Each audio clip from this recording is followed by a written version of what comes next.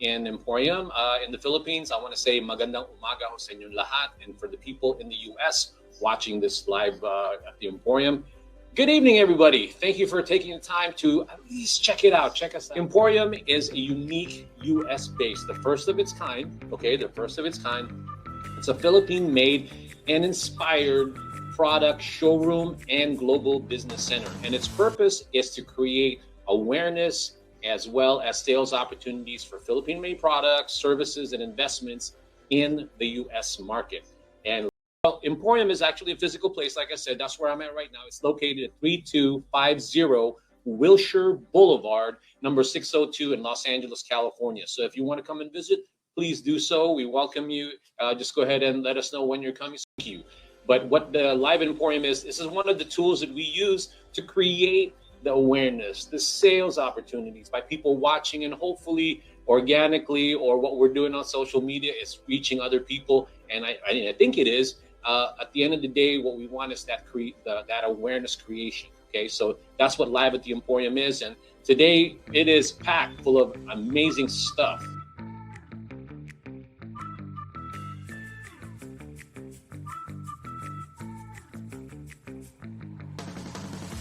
Let me give you a little backstory of our first guest. What he solves with his product is that he's very passionate about the culture. He's very passionate about creating livelihood. So that translates into him being able to do the best he can, funded, finance, or whatever, and trying to create the best manufacturing scenario for this product. So it's your traditional Philippine beverage, alcoholic beverage in the Philippines. Okay, but what he's done with it is create. He brought the culture in that bottle, in terms of the ingredient, but the way the way it's made. So I'm excited to have him back on the show in this format, and really have him talk about why he created it and what he's solving to a certain degree with this product. Again, he's all about the culture. He's all about trying to bring the best of the Philippines, and I'll let him tell your story. I'll tell his story and the way he created, along with his associates, the product called Papo Js. So with that being said, I want to go ahead and introduce David Osmeña of Papo Js.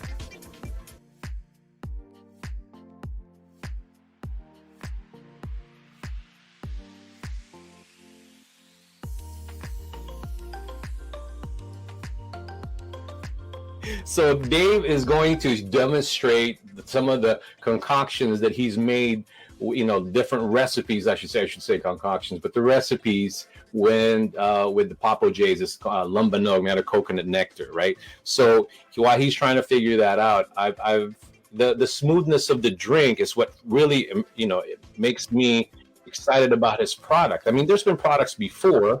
Dave, can you hear me? Are you still there? So I think we're, I think you had a question on what we are all about, what Papo Js is all about.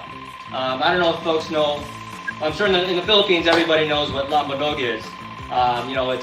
It's a coconut nectar based spirit, and it's ubiquitous, and it's found in many small shops. What I found out is it hasn't hit the big market yet. And I grew up in the Philippines. I grew up in the U.S. I was born in the Philippines.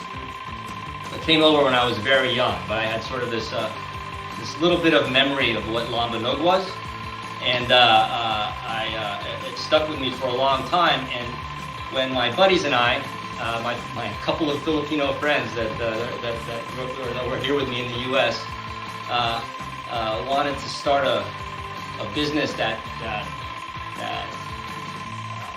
would help the Philippines and show something that was uniquely Filipino, we just automatically came upon lumbanog.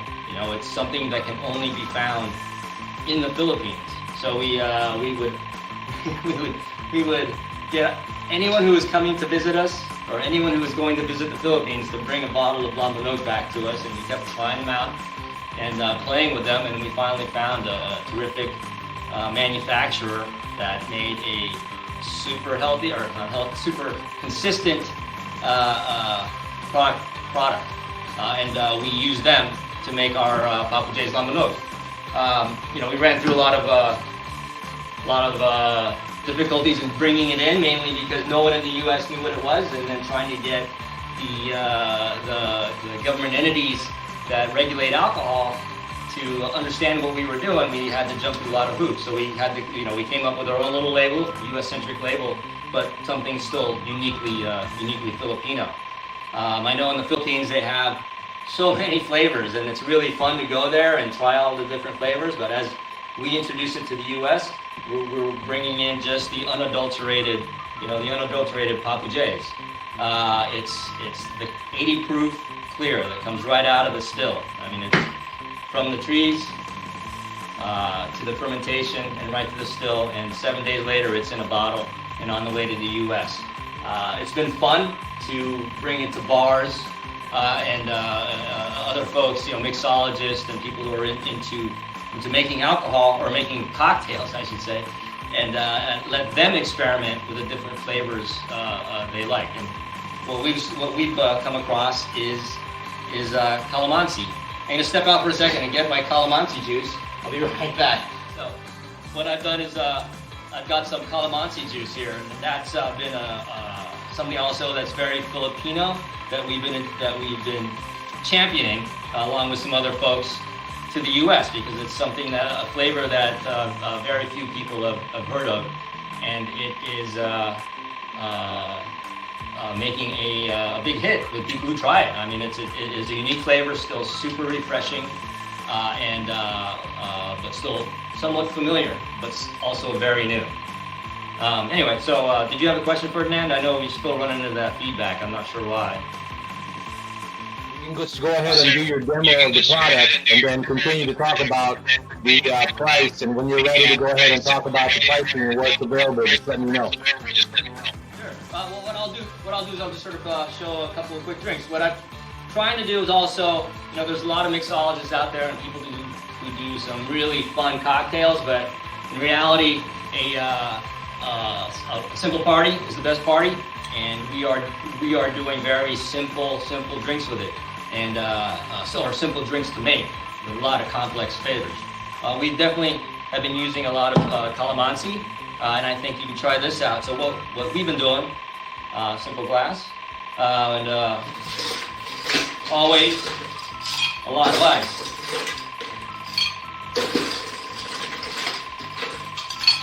And then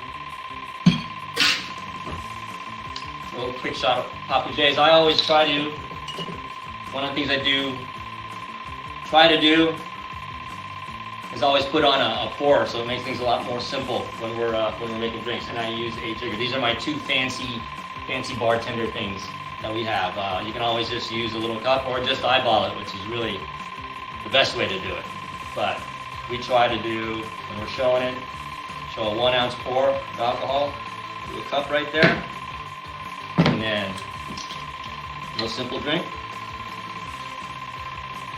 Go the rest of the way, calamansi juice, and then maybe get a little bit more flavor into it. I will use a lime. Right there. It's a simple, super cocktail that works well at any show. I think people will love that, and then I think in the Philippines you're gonna love trying it there as well. Always refreshing. Dave, I know there's a feedback, and for all those watching, I apologize for that, but the product. Why did you create Papo Js when there hasn't been a lot of products similar, but I know some. But I really want to know what your feelings were when you said, okay, well, I'm gonna bring this traditional Philippine product to the U.S. What was going through your head in terms of what did you want to solve with that? What did you want to bring into the marketplace for those who maybe have just tuned in? I don't know if we were looking to solve a problem. We just saw opportunity. We saw opportunity to create an industry in the Philippines. If you look at the U.S., you're looking at a several billion-dollar market in tequila alone. So having said that, the Philippines doesn't participate in that. We looked at the source of the product, the coconut nectar. We love that because it's an opportunity to bring in something that is very sustainable, and sustainable is something that's important right now. Coconut trees require no fertilizers. Coconut trees require no pesticides, no herbicides. They don't even require any irrigation. It's just straight rainwater, and they grow ubiquitously throughout the Philippines. So that raw product is everywhere and continues to produce. It's a product that doesn't require any big farming effort. I mean, when you look at what makes vodka or even rum, they're typically crops that you'll plant in a certain time of the year, and then you grow them and you harvest them at a certain time of the year after that.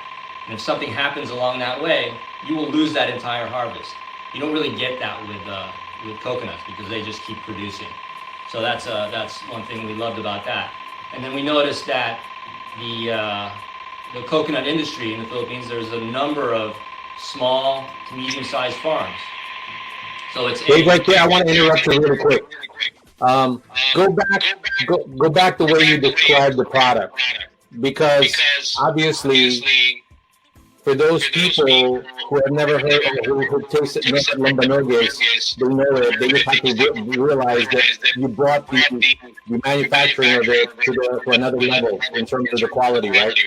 But for those who may not have heard of it, describe what's the closest thing to it and why you think this product will make fans of them if they try it.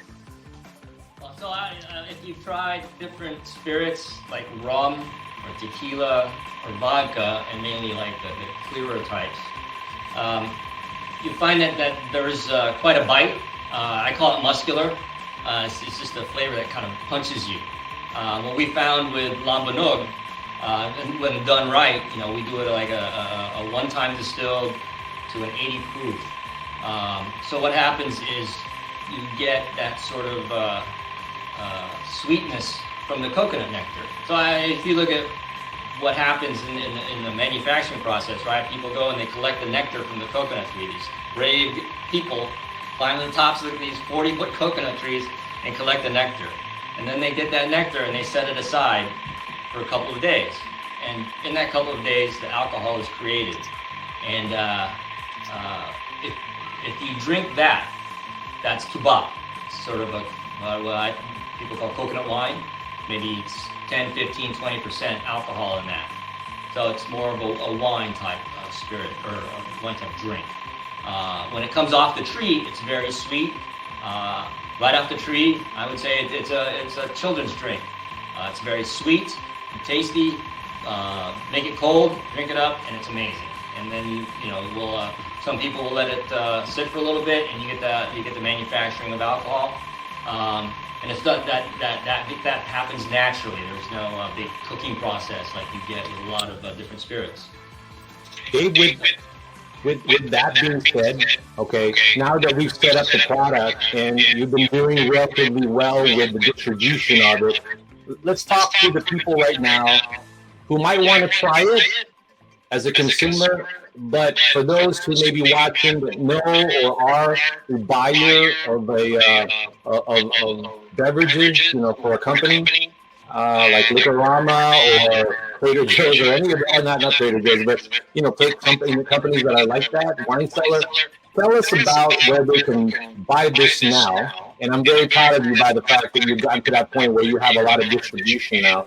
Tell us about that, where they can get it, how much are the products. Let's just say somebody actually wants to buy it. So let's talk about that. I'm going to bring up the slide that you gave me to kind of let them know where you're actually selling the product, okay? Sure. I mean, in the U.S., the industry is broken out to importers or manufacturers, distributors, and then the retail. So we are the importers of Papo Js. And then we have to send it to a distributor, and we have a distributor here in Southern California that can distribute through most of the country. and certainly all over California. And if you send me an email, Dave@PapoJs.com. I think I wrote it there in the comments section. We can get started in the process of getting you up if you are a sort of a restaurant or a bar that needs the product, and buying that product from the distributor, it comes out to about $110 for a 6-bottle box. Aside from that, if you're a regular person, you'd like to buy it, we're in the U.S. We're available at Seafood Cities, Total Wines. You can certainly get it online, places like Remedy Liquor or Holiday Wine Cellar or SpiritGuides.com. So there are a number of ways to get it. Like I said, if you send me a note or go to PapoJs.com, there are links to where to buy Papo Js. Well, that's a big accomplishment already. You've already been doing the business. I know it's been a while since you did it, but in terms of distribution from a year ago, you've grown. And obviously, that's a good indication that people are trying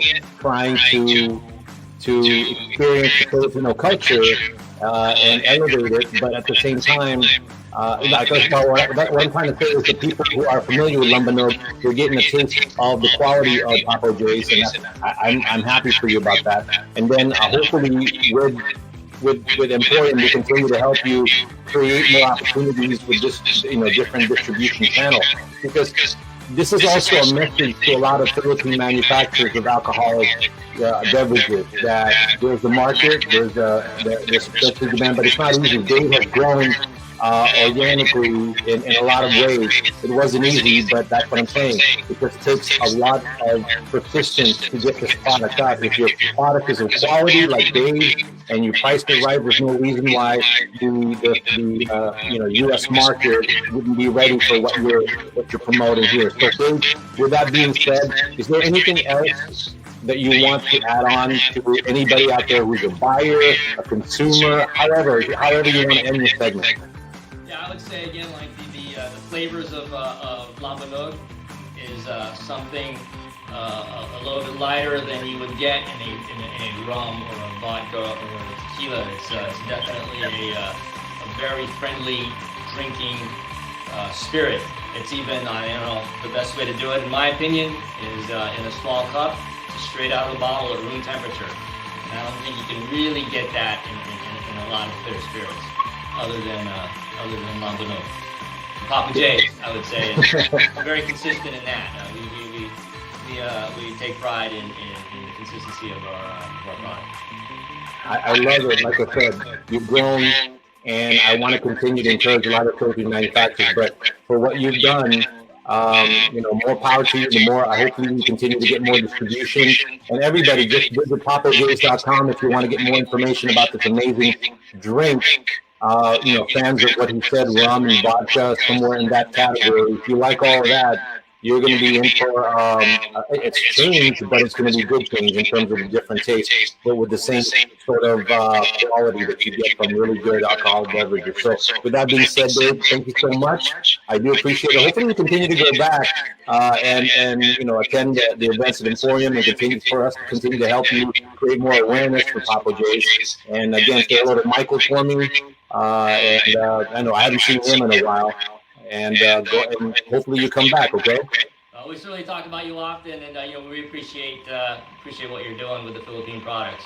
And we're there's a lot of people doing it. I think the only thing that I'd like to take ownership of is that I'm just trying to do it consistently in my own little humble way. So with that being said, thank you for encouraging me to do that. So I'll talk to you soon, and we'll talk again, okay?